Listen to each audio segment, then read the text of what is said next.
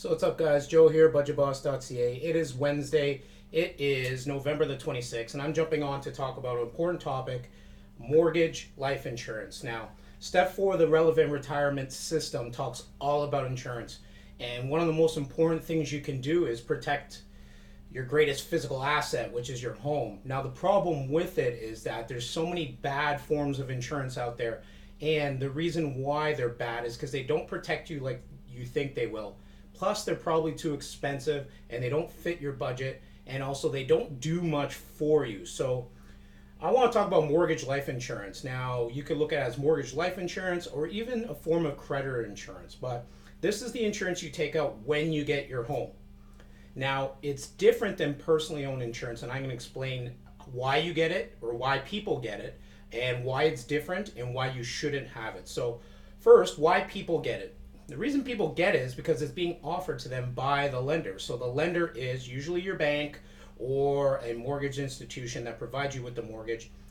And the reason why it's so easy to get and so many people get it is because the fact that right when you do your mortgage application, they'll ask you, do you have mortgage insurance? And most people will say, well, no, I don't have mortgage insurance because I'm getting a mortgage right now. Why would I have it before I got the mortgage? Now, here's the issue.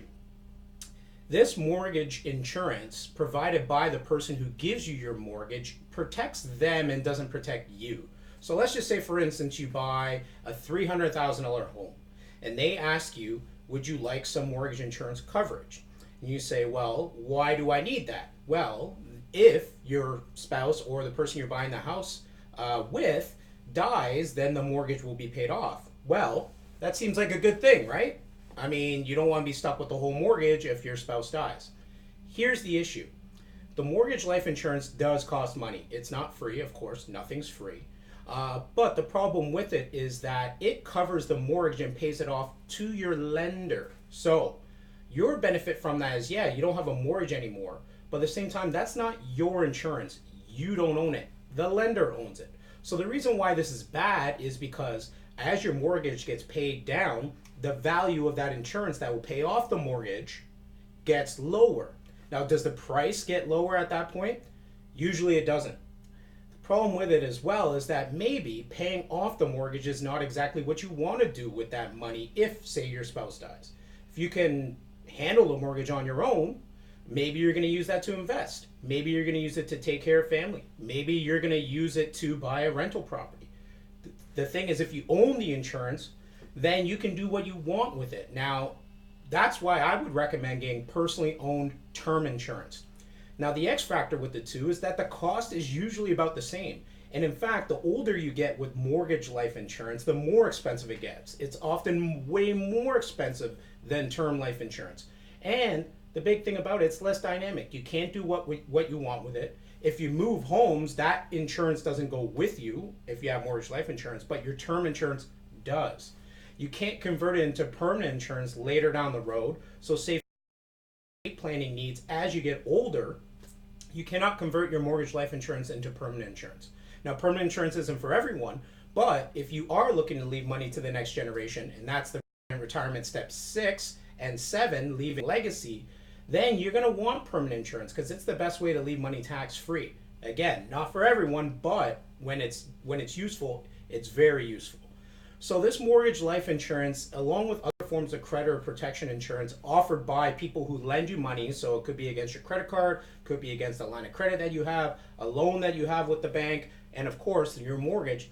These are inferior forms of insurance. And I haven't mentioned it, but here's the main reason why. I can list 10 different things, but this is the main reason why. These forms of insurance use what is called post-claim underwriting. So post-claim underwriting is exactly what the title says. Post-claim meaning you make your claim. Underwriting mean they find out if you can get the insurance after you make the claim. So the person's already dead. Spouse, whoever it may be, has died. You file your claim. Then they see if you're insurable. Here's the main issue with that.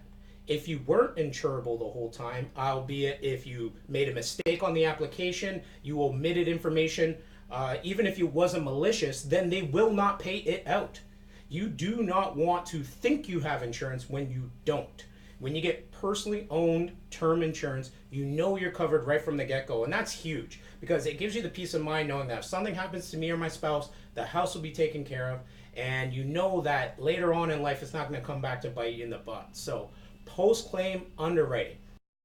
In my industry, we heard of horror stories about post-claim underwriting where people think they're covered and then they end up losing their home. It's a sad, sad situation, and I want to make sure that everyone knows that personally owned term insurance is the way to go. It's cheap, it's effective, it's more dynamic, and you know you're covered right from the get-go. And I'm dealing with a case right now where a person, they're new to Canada and they're learning about the dynamics of these products, and they had no idea about this situation.